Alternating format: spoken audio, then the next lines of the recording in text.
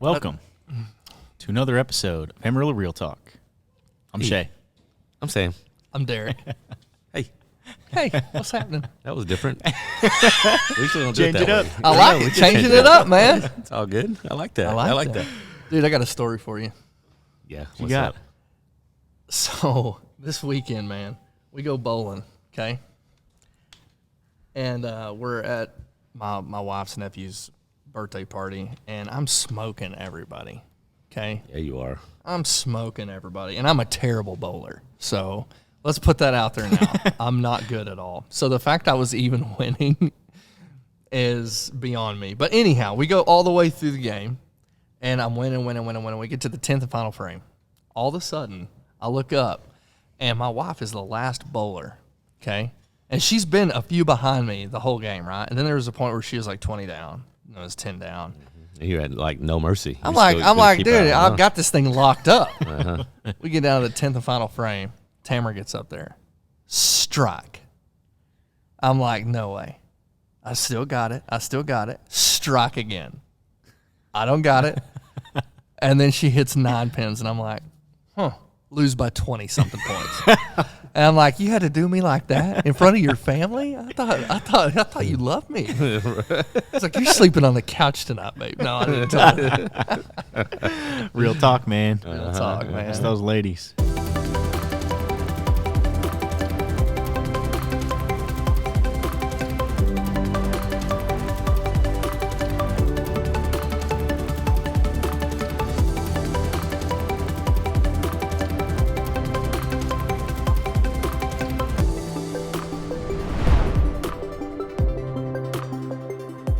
Welcome to the episode, guys. Let's talk about something that's important in every aspect of your life, your business, relationships. How to build them, where to get them, where to find them, how to nurture them. All things relationships, man. I know in our businesses, relationships matter, right? If you're focused on transactions in real estate versus relationships, you're losing the game of real estate. You're losing the game. You're just missing out on a lot of things in life. Which we talked about that in a previous episode about your why and how to never fail. And this is kind of a continuation of that episode of talking about relationships. This is another way to help you succeed in your business and in life. So tell me some of the instances of relationships being important to you, or what's important to you guys about the relationships you currently have, or even in life or in business. Man, I think in life I don't think, Derek, you realize the amount of impact that you've made just in my life, just in the short time that I've known you. It's been what, about a year? About a year, man. Yeah, since I've known you, and you started as a prospect of mine when I was at the title company, and that's how that relationship started. But just to the point that we are right now, just I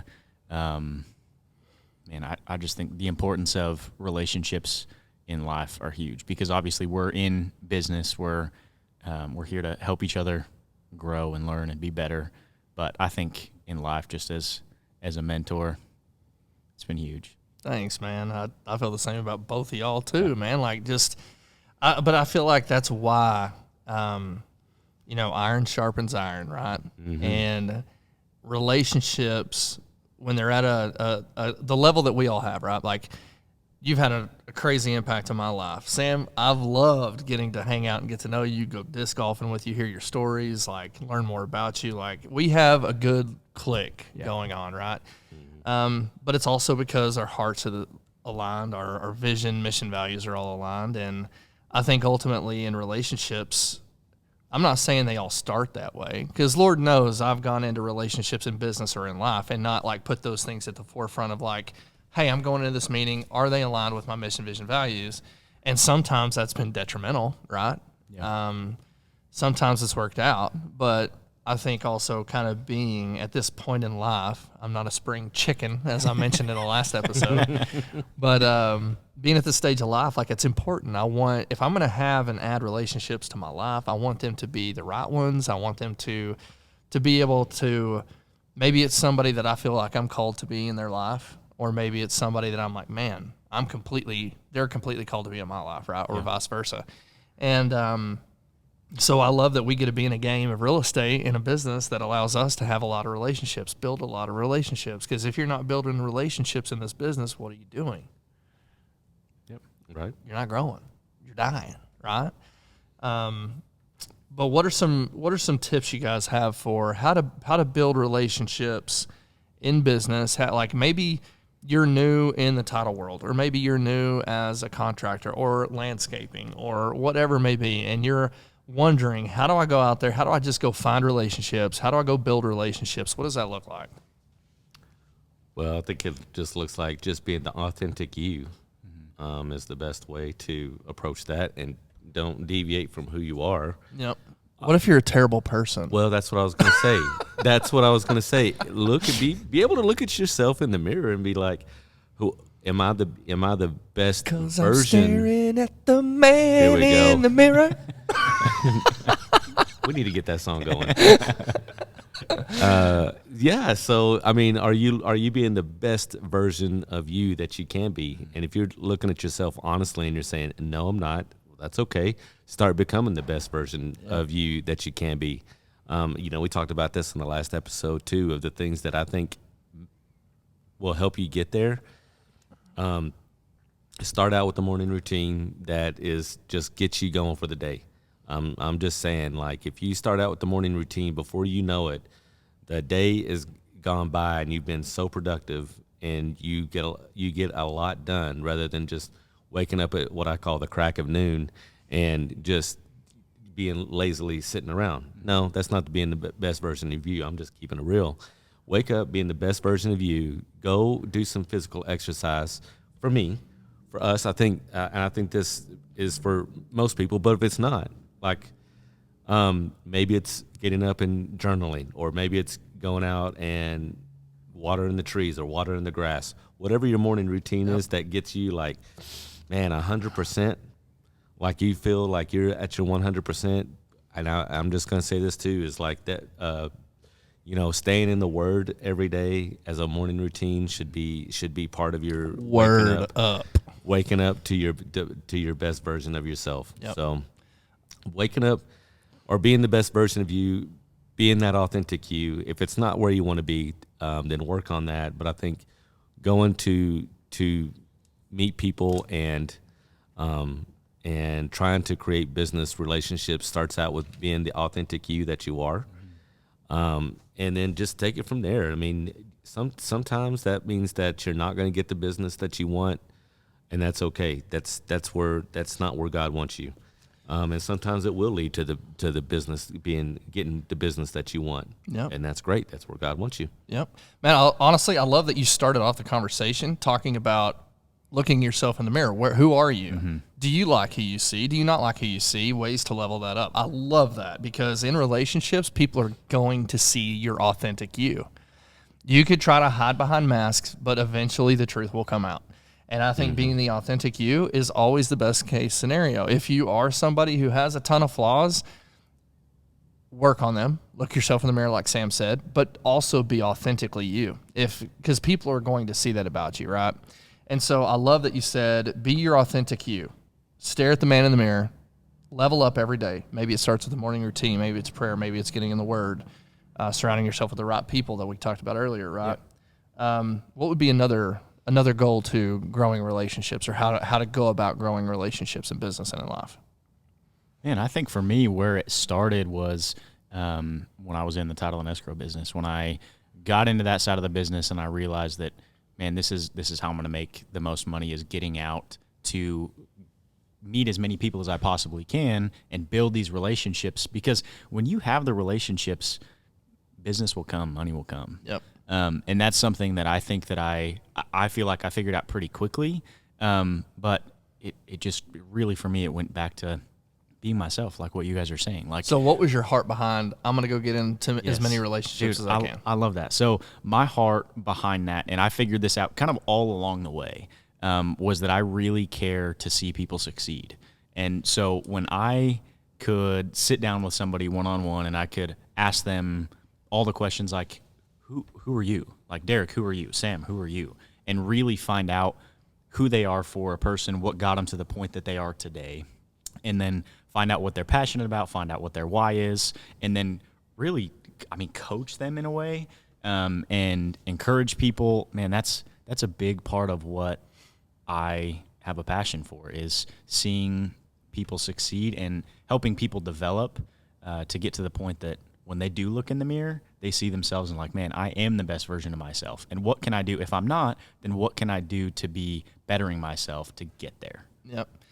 And I think what was really good that stood out for me too about you specifically is also providing resources for people and helping people towards those goals of like what their goals are, what their purpose is, what their whys are. Like, you were so good at not just getting in a relationship with people based off a conversation and sitting down over coffee, and which that's another whole aspect. Like, we could literally spend an hour mastermind around like how to connect, how to network, how to set meetings, like what to say, how do you get people in front of you, how do you go schedule this to have a coffee meeting, and then what do you do when you get the coffee meeting, right? Like, the easiest golden nuggets Shaye just said was schedule the meeting, don't be afraid, do it for the right reasons, have the right heart posture to serve those people, learn about them, how can you help them. If you go about every meeting that way, man, watch your relationships, watch your business flourish, watch everything. But also, like, you provided resources and tools to help them achieve what they're doing, right? It's no different than what we do in our businesses. We want to be there to schedule meetings with buyers and sellers and investors, ask them what their goals are, what's best for them, and then provide them resources to be able to get to their goals and get their needs and wants met. Yeah, that's exactly it. And so that's why I love real estate so much, is because I feel like business in general, but that's how I was able to take that, everything that I had learned for the year and some odd months that I was there, and take that into what I'm doing now in my business, but focus on the relationships that I had with people. I mean, the business it's gonna show up. I'm already starting to see the fruits of that from just the relationships that I had. But I love everything. We're talking about business, talking about relationships, because how I was actually able to build more relationships came from the people that I had really tight relationships with. So when I was in conversations with people, I did this thing almost, I would say it was on a regular basis. I don't know how often, but maybe every couple of weeks, where I would send out a text to maybe 10 or 15 people that I know really, really well, that I could say, hey, who could you introduce me to that would benefit from the services? I said the services that I provided, or the tools that I provided when I was in that industry, specifically focusing on agents, where I could sit down with them and help them grow their business. But it always came back to the people that I knew and had the tightest relationships with, that would send me 1, 2, 3, 4 people that I could reach out to from there. So what I love about that is you built a relationship with somebody first, poured into them, gave them resources, became friends with them, and then based off of that and the style of business that you were in and operated, you were able comfortably to ask them, like, hey, who do you know that could also benefit from, either the way you coach, the tools you provide, the systems you provide, or whatever. You're still providing value to the people they know. You've already got the trust built. You're just extending that to the people in their circle now, right? And I think that's a wonderful way to scale and grow a business, through relationships, providing value, right? Man, that's gold. What else? What else you got? Well, I think that one of the things that I took from this is, and I'm taking this from my, just from my very beginning of my law enforcement career. So this is kind of like what I consider my roots of growing, was that, I had to be dependable. And so if you're looking at, growing, are you seen as a dependable person? Man, when I was, when I was operating, on the team, and I was on the police department, one of the things that we had to do is we worked as a team, right? We worked in 2-man teams or as a team, or even that could go to the patrol levels. You always had a backup. You had your backup officer, and you had to know he was there. You had to know, like, I have this person on my shoulder that when we go through a door, he is with me no matter what. No matter what, this person is going to be with me. So I relate this to in business life of like, and hey, it's hard, and I know things come up. But if I say I'm going to be at a certain place, I'm going to be there. If I say I'm going to do a certain thing, I'm gonna be there. If I tell a client that, I'm gonna get them the best deal, or I'm gonna make sure that we have a smooth transition into this house, that is going to happen to the best of my ability. Nothing's gonna stop that. And I liken it back to, so my son, he does a Sunday morning workout for his athletics, and it's kind of like a little mini leadership deal where he's put through some rigorous workouts. Like, he was sitting at home sore for days, right? And one of them was, and I like this story, is like he's working with a group of other boys, and two of them are doing push-ups, and while the third one is running to a certain location, then he has to run back, right? So as the boys are doing the push-ups, they'll go down, and as they're going down, they say, "Hurry up," to the guy that's running. And then when that person, and they just keep repeating that, "Hurry up, hurry up, hurry up." And when he gets to that location on the way back, they're saying, "We're dependent on you. We're dependent on you," right? So it's going just down, up, and they can't stop the push-ups until this person gets back, and then they trade, right? This person starts doing push-ups, the other person starts running, and then the process repeats. Hurry up, we're dependent on you. Hurry up, we're dependent on you.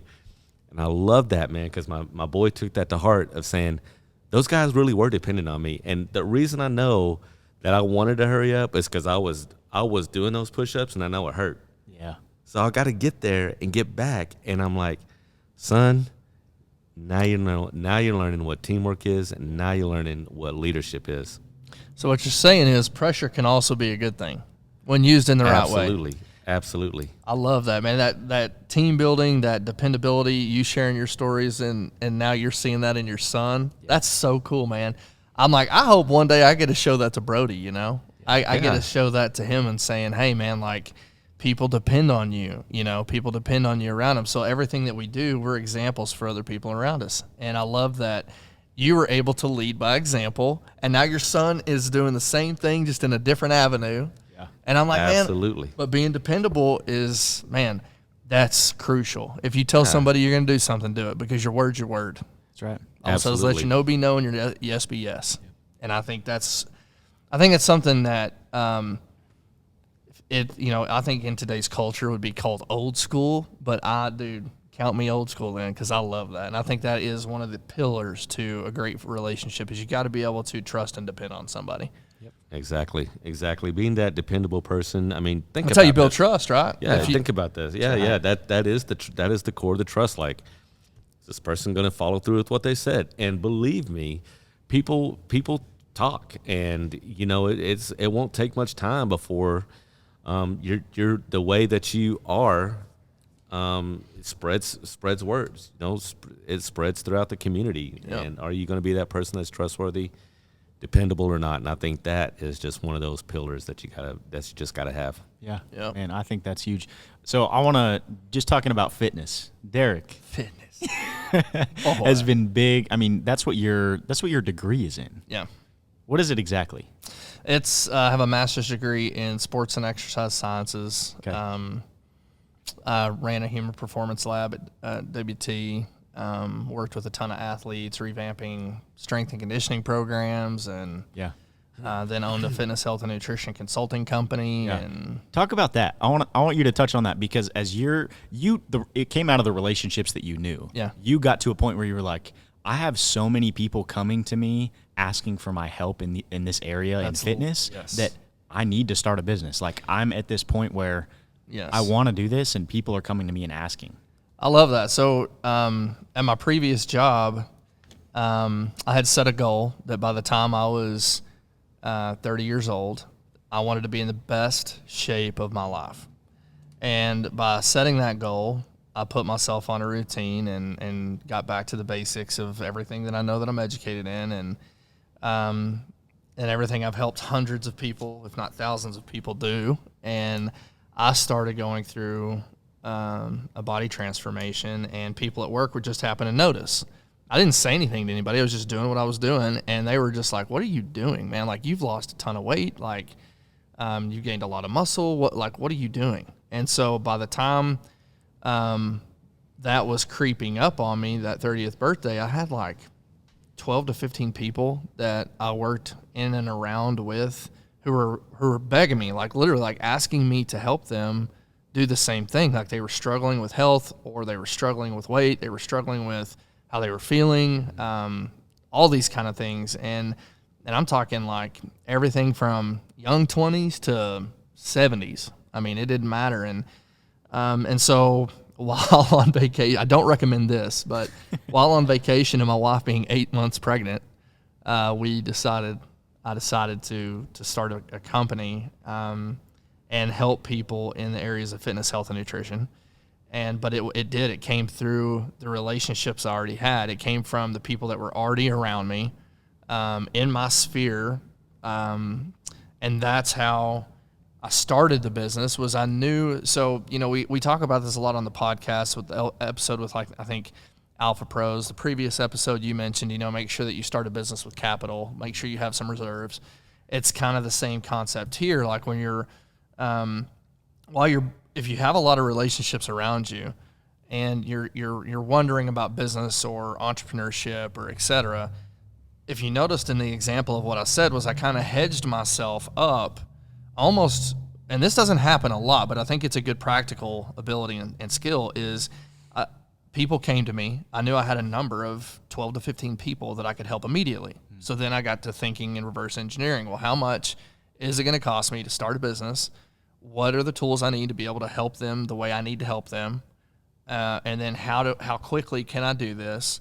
And then how much time commitment is that going to take for me? Because I also, at that time, was working a shift work, day and night, dangerous job at an oil refinery. So I only had a allotted amount of time to be able to help people. So I needed something that was going to be a scalable system. So these are all the things I was thinking through initially of, based off these relationships, how can I help X number of people? Well, then what if it grows? How am I going to be able to serve a bunch of people no matter where they're at in the world, which is what ended up happening. I was helping people in Saudi Arabia. And so I'm consciously thinking of this as people are asking me for help.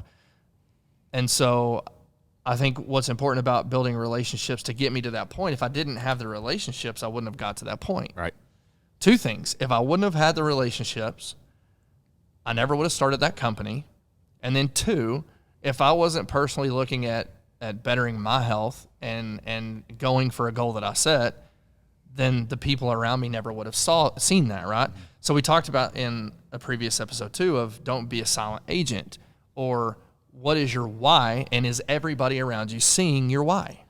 If they're not seeing those things, then a lot of times you're inhibiting your organic growth relationship opportunities in business and in life.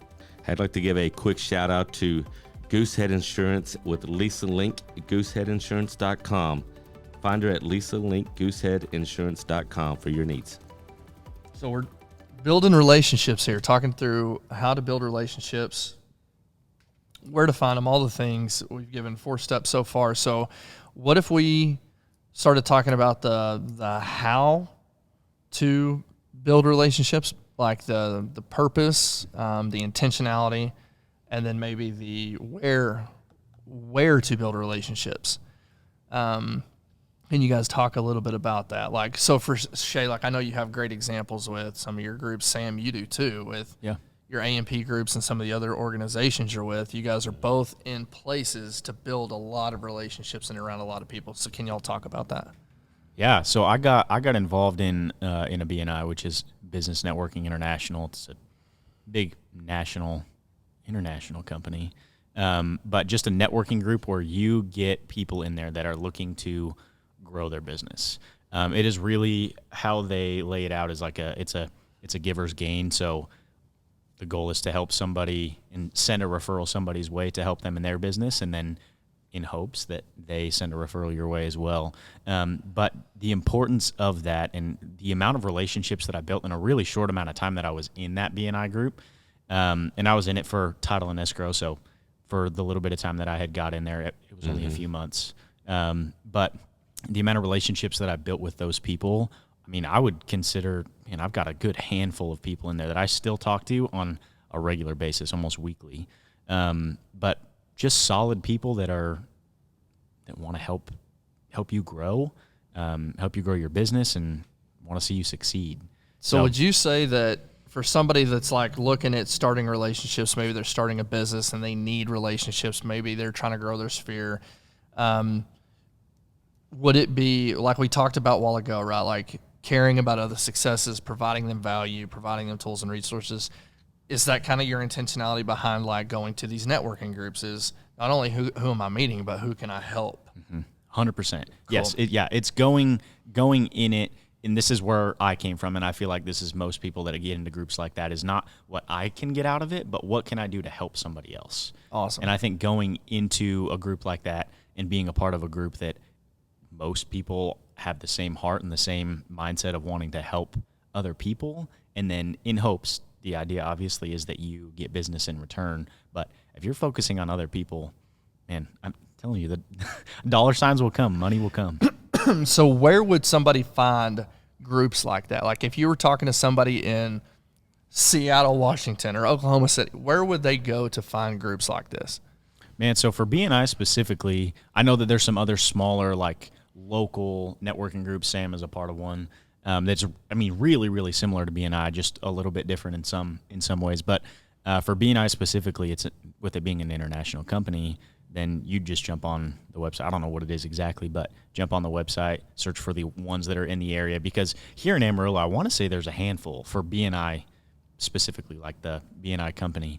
And I want to say there's 4 or 5, maybe 6 different BNI groups, and they're constantly looking to fill those different spots for different businesses. Right. That's awesome.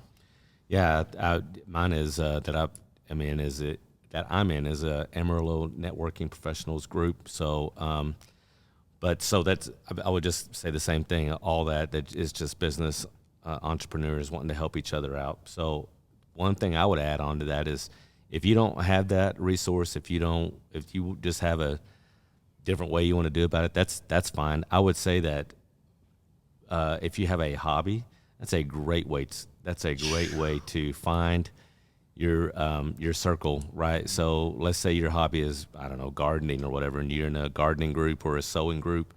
Those people that you see on a regular basis, that's like your sphere right there. So start working them. And I'm not saying that you don't have to put yourself out there so much to where it's annoying. I mean, everybody seems to worry about that, by the way, right? I mean, everybody.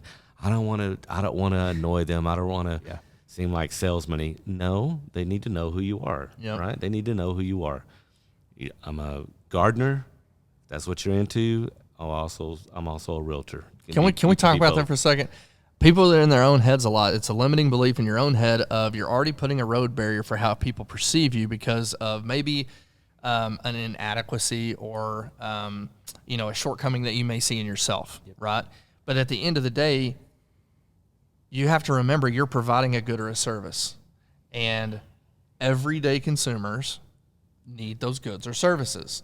So That's right. Do you want them to use you, who you have a relationship with, or maybe you're creating a new relationship with in a new group, or do you want them to use your sister, your brother, your cousin, your friend, etc.?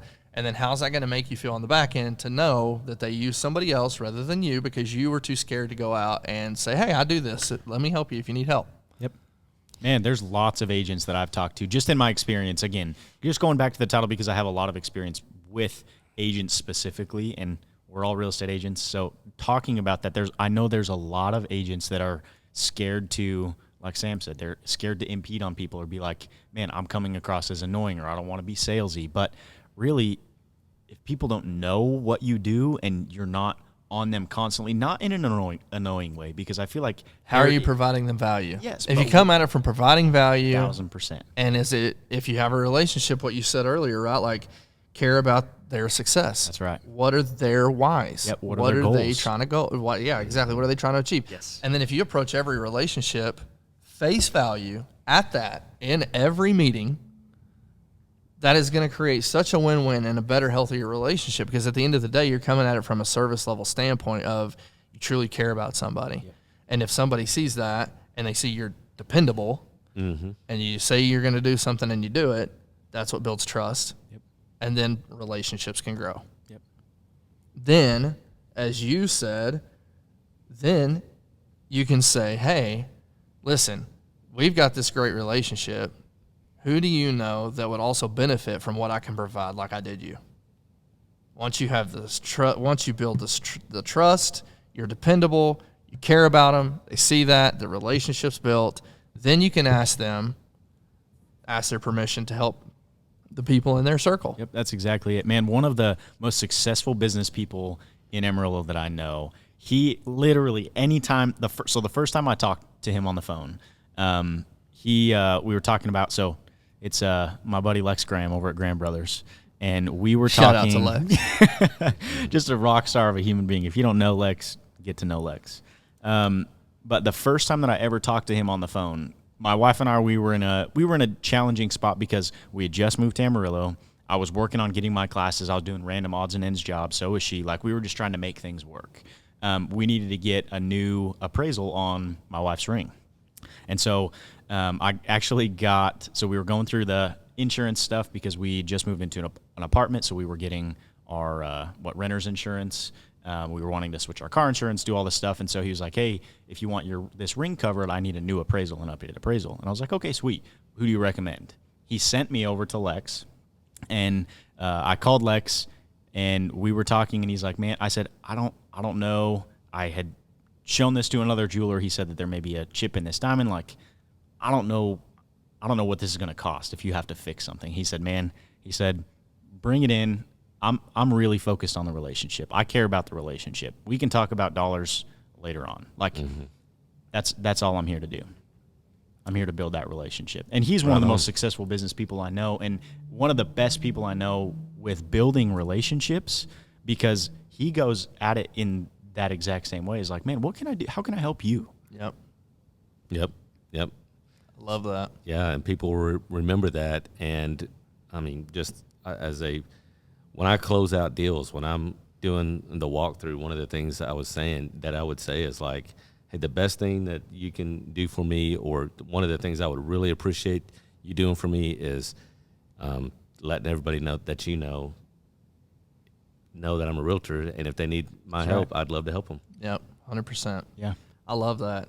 I mean, I think, for anybody that's out there wanting to know how to build relationships, we've given you a great blueprint, right? Like we've talked about 5 steps on how to build relationships with 3 golden nuggets. So if you want that guide, there will be a link in the description. Go ahead and click that link, and we can provide you with a tool, a resource to help you grow relationships, whether you're new in the landscape of business, entrepreneurship, whether you're a seasoned person looking to grow new relationships and just getting stalled out on how to go about it. Go ahead and click that link, find some value in that. Hopefully we brought you value today. You guys have anything else to add before we wrap up? Man, I just think, I love relationship talk. I think that it is the core of, where a successful business comes from. If you're focused on the people, man, and have the right heart behind it, business will come. Absolutely. I love it, man. Thanks for keeping it real, guys.